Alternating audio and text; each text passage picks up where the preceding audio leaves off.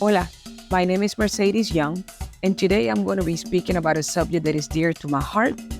It's painful, it's uncomfortable, necessary, and absolutely liberating. So today I'm going to be talking about breakthroughs. But before I do that, I wanted to ask you to please listen to me with a critical ear. And if you were to need professional help, please feel free to seek professional help because this podcast is about my opinion and my experiences only. What is breakthrough? So it's happening was all by itself a breakthrough for me. So I'm going to share some of my intimate experiences, how this podcast came about. And what is breakthrough? Breakthrough is when you get over, conquered, or finally create something that was a challenge, that was a stumbling block, or was a hindrance for you. So the different steps to a breakthrough are awareness, breakdown, which is my favorite, the painful part, and then we get the breakthrough. So let me just bring an experience that I had, and I just had a major breakthrough. It was absolutely amazing for me.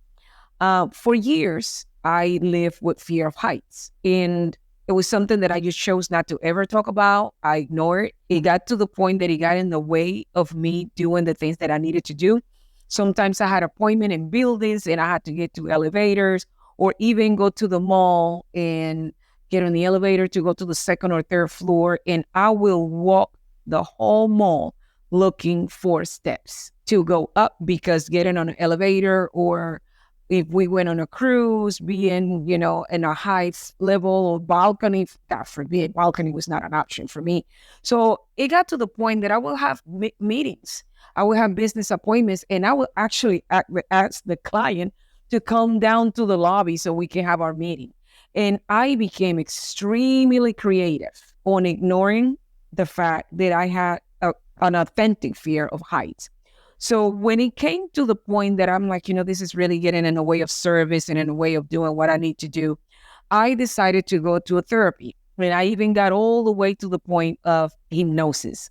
When I was getting the awareness of really that was coming from, the hypnosis was a major, major, major part of it. Because it made me realize really that when I was 7 years old, in my country, we will go to my great-grandmother's house for the summer with my cousins and we will get on the hammock and we will swing and have fun. And one time I was telling my cousin, I got on the hammock between two trees and they were swinging and we were taking turns and he was swinging me really, really, really hard. And I was screaming, let me go, just stop it. But it's hard to stop when you are up in the air swimming on a hammock. And I flew out of the hammock and I remember to this day that I fell on the root of a tree. And I remember the pain and I remember how I peeled my knee and my elbow and I remember the pain. Well, 7 years old, little did I know, now I'm on my late 40s having a challenge to do what I needed to do. Something as simple as can you pick somebody up or can you go to a meeting? And I became very creative in how to go around it and cover it and patch it up. So anyway, so by doing the hypnosis, I got the awareness of where this came from because I couldn't remember. I just knew that there was a feeling in my stomach of something dropping fast. And I did not know why I felt this way. So once I got the hypnosis, I realized, okay, this is where it came from.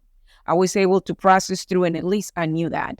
And God knows I really tried to just go to the third floor of a building. I would try to get to the balcony. And when I would get close, my stomach would shake and I would get this trembling and I just wanted to flee. It was just a panic attack that would come over me. So I would go to places and I would stand by the wall and don't look out. And people, oh my God, look at the sky. If I'm driving, it's fine. If I'm on the ground, but being out there, up on a level that was not going to work. So that's what brought the awareness. How did the breakdown came? It got in my way of life. So it got year after year and I was getting very creative. We just the way to avoid it and never talked about it with anyone. How did the breakthrough came about? So we were going on a cruise last year and I decided that we were going to stay in a balcony. Just the thought of that is going to drive me crazy. The fact that just being on a cruise, I'm not in land. When you go to sleep, it's the huge whale in motion, and we inside riding, and I have no control of where it's going, and you're feeling the engine. So the first 3 nights is always a challenge for me to sleep on a cruise because I'm getting acquainted with the motion and the movement of the engine. So this time we went to one of the biggest cruises in the world, and we stayed on the 14th floor on a balcony. And when you get to the balcony, you can see as the ocean is just leaving the ocean behind. And it was also in this change of season in the Mediterranean Sea.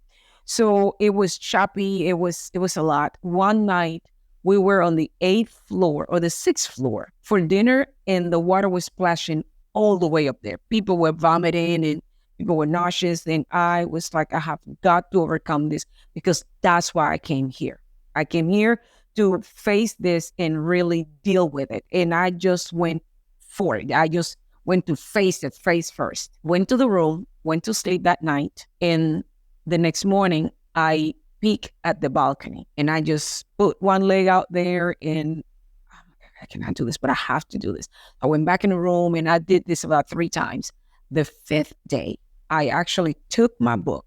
I was on the deck where you actually outdoors and the boat is moving, and I was just feeling it and having fun and dancing, doing what I love to do. So that helped me to overcome the way I was feeling physically. So it was making me physically ill. So I was on major breakdown. And the 5th day, I got on the balcony and I sat there with my book and I just was doing meditation and deep breathing, and I focused on my breathing. I opened my eyes and I'm looking at the ocean all alone. I will not take my eyes off the ocean.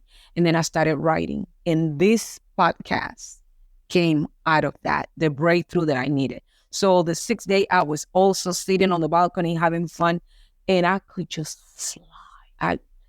The liberation that I felt, I could just fly. And that's when I got my breakthrough.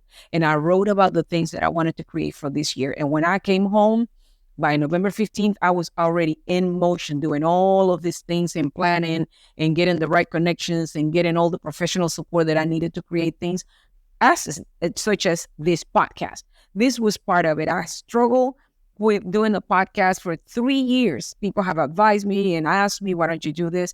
And mind you, as the president of the Hispanic Chamber, I did in 2023 about 50 podcasts. No pressure. It was fun. I did it and we put it up on the website and, on different platforms. And it was fine because it wasn't, I don't know what it was, my mindset, but I was on breakdown on that one. So as a result of going through the awareness, the breakdown, and getting this breakthrough, many, many, many great things have come in my life. My relationship with my son also, because I was open to it.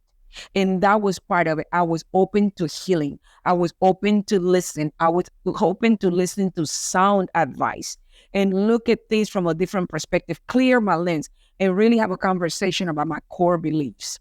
And I will tell you that we are as big as the box that we sit on or as small as the box that we sit on. Either way, it's our call. Like I normally say, things are going to be as easy or as light or as heavy that I choose for the things to be. The facts are the facts. My interpretation is really where the challenge comes, right? Why interpret the facts to be.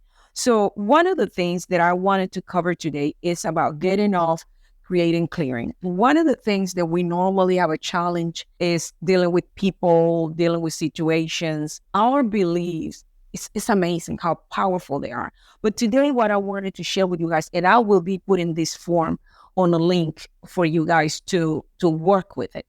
I have been practicing this since 2010, and it has worked for me many, many times when I get in relationships that are not healthy and that I get attached to it, and it's very hard to let go. And I am aware of the fact that they're not healthy, but I stay on breakdown for a long time. But I have to really go within myself. This conversation is mine and mine only. This conversation will be between you and yourself. And it's about creating clearing. And I'm going to put my glasses for this because I really want to make sure that I go through this with you guys. So these instructions are to support you in getting off of it or clearing with someone in your life. Remember, being 100% responsible, open, and honest are the key to this process. You have to make sure that you are clear on the fact that is up to me is up to me 100% of the time. I'm responsible for the failures just as I'm responsible for the successes. Okay. So hints to get off of routine and the rackets that we would call it. A routine rocker, no, a racket number is a recurring complaint you have about someone else, accompanied by a fixed way of being. So I'm right, and I'm going to break it down why I say I'm right. So the payoffs, because I don't care what it is, you might ask somebody, what do you get out of that? Oh, they get something. We either get to feed our victim conversation, we ever get to feel like we are the hero of our story with a nice person, with a kind person, with the understanding person. So everybody look at us as I am being Mrs. Nice or Mr. Nice. So the payoffs, looking good. Looking good is an incredible conversation that will carry you through life, trying to do whatever you do. Wait a minute. Let me get the hair right. Let me get, and you go out there just like I was, dealing with the issue of the height, looking good, looking professional, looking cute, looking like I was smart, but deep down, I was trying to hide the fact that was getting in the way of being, or my way of life really was an interruption. So, but looking good was much more important than that. So it's little things that we do that get in the way. So if I don't have my pedicure correct, we're not going to the beach because I am not together. All of that is about image, because really, what is the core of you? The other one is about being right. And boy, was that my song, being right. And it didn't matter what it was. I just know I was right, and I was stand because I was right. And what being right does is that doesn't allow you to be open and to grow. And I'm talking about not just principles, right? But I'm talking about the things that come in love, because seasons change, culture change. We are always in motion. But the problem with being right is that makes others wrong. So if I'm right, you're wrong. And if you're wrong, I'm not open to hear what you have to say. So we have to be very careful with being right. So also justify myself, always justifying. I did this because of that. I did that because of it. I did that because because that's the way we do it. So what it does is invalidate others. Let me give you an example. So I moved to the United States, and in my culture, we eat a certain way. We eat a lot of fried foods, okay? And I came here and I got involved with other cultures. So like where I'm from in Panama, we fry plantains, right? I got here and I'm in Florida, and I got friends from the Dominican Republic. I got Puerto Rican friends, and they boil their plantains and they season it and cook it a different way. So I was like, oh no, the way we do it tastes better and it's better. And that made me right and it justified. And I can tell you why we've been eating it this way for generations and generations. But the truth is that I'm in a season of my life that maybe all that fried food is not all that good for me. So being open to other cultures, to the other ways that people do things, that really will be healthier. Also, avoid being in control. How many can relate to that? Avoid being in control, and so committed to avoid it that I was committed to control others.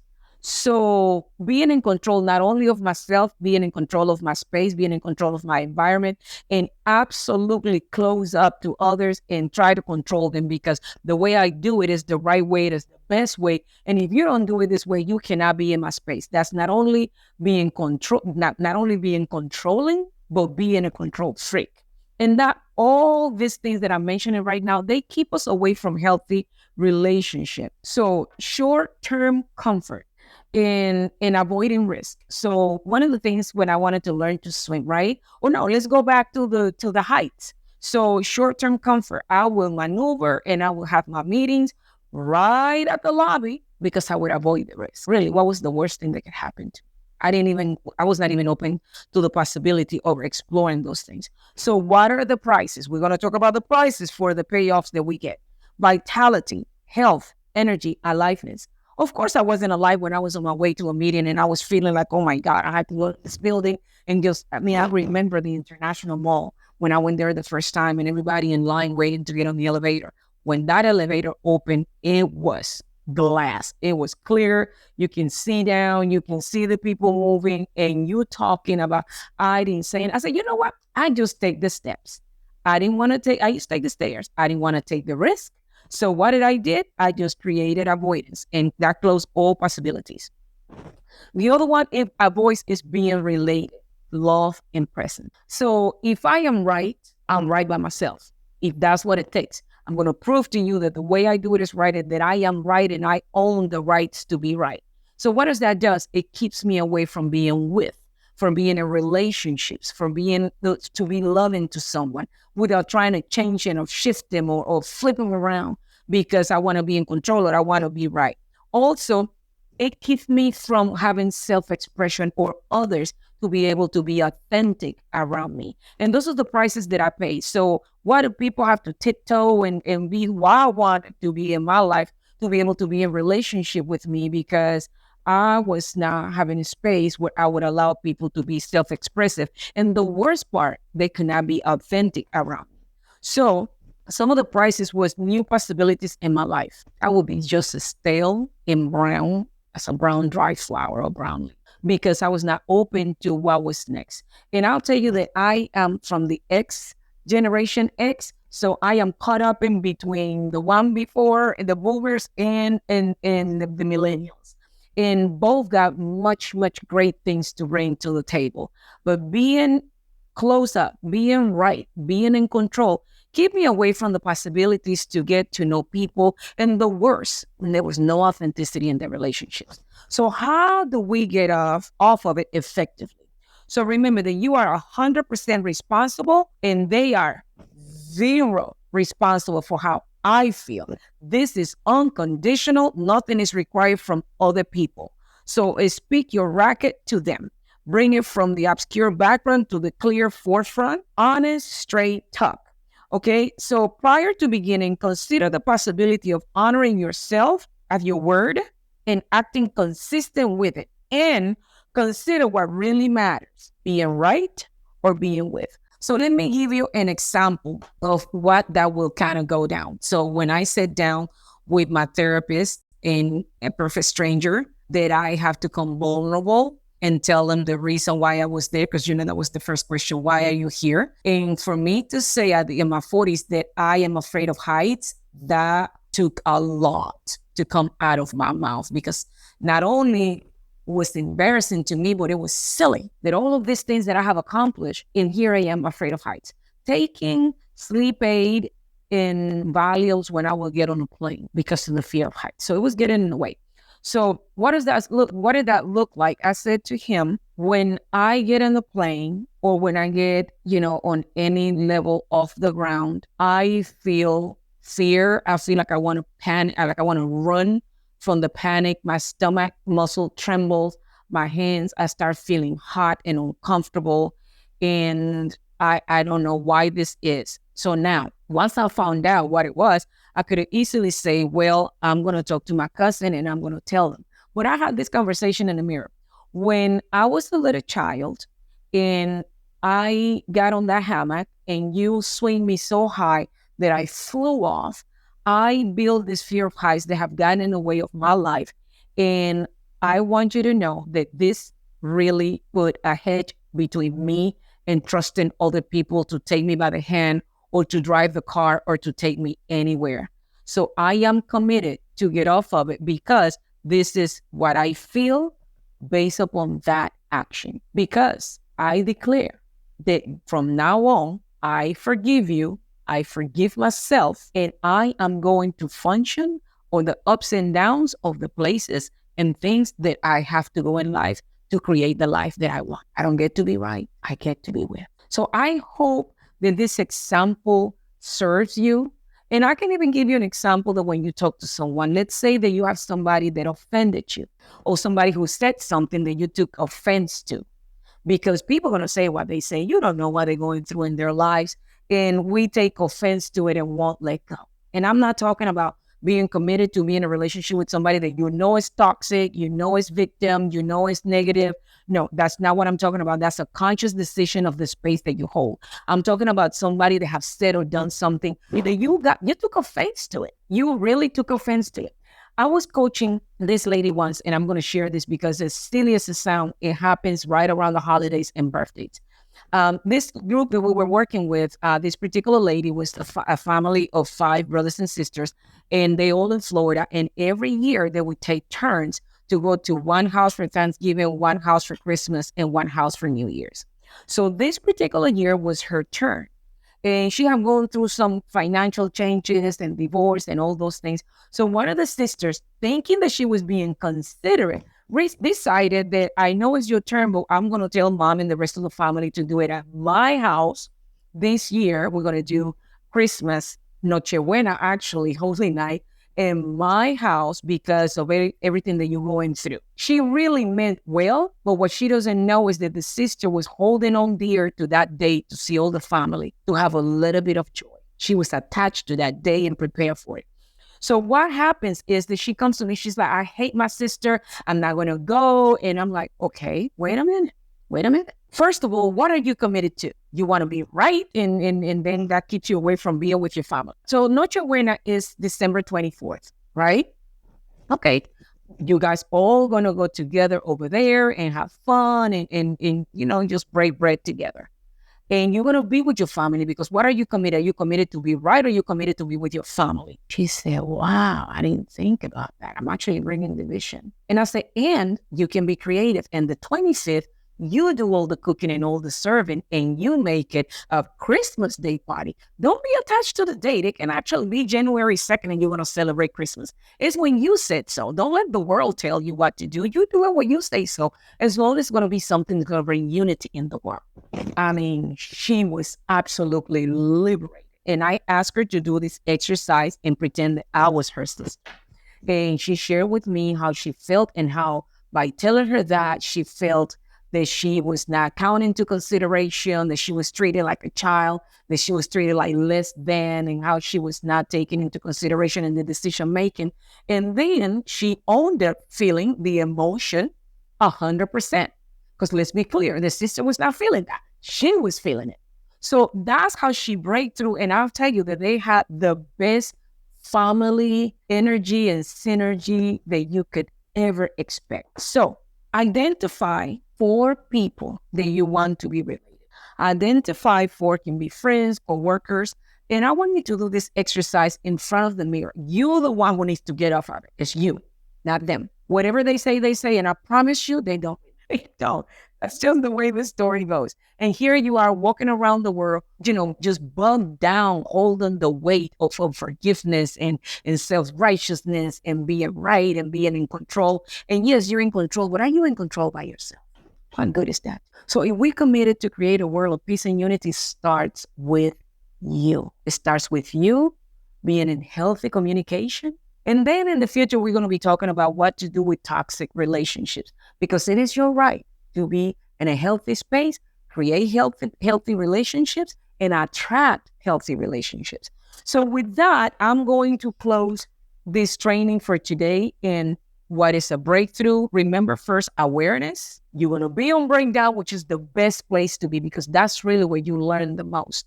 When you on breakdown, you go through all of the emotions of being right, being in control, being angry, being separated, not being open, not listening. And that's when you calm down and have a conversation with self and sense, say what? And self will tell you it is time to have a breakthrough. So I'm going to share this form with you guys because I keep it with me, no matter where I move, no matter where I go, because whenever, somebody says something offensive, I have dealt with the workplace because I'm a woman in construction. I get people that told me that I need to really be setting lipsticks and just silly stuff like that. But you know what? I have to make sure that I keep myself healthy and balanced so I can attract those relationships into my life. So with that, I'm going to close this podcast and just remember this is happening.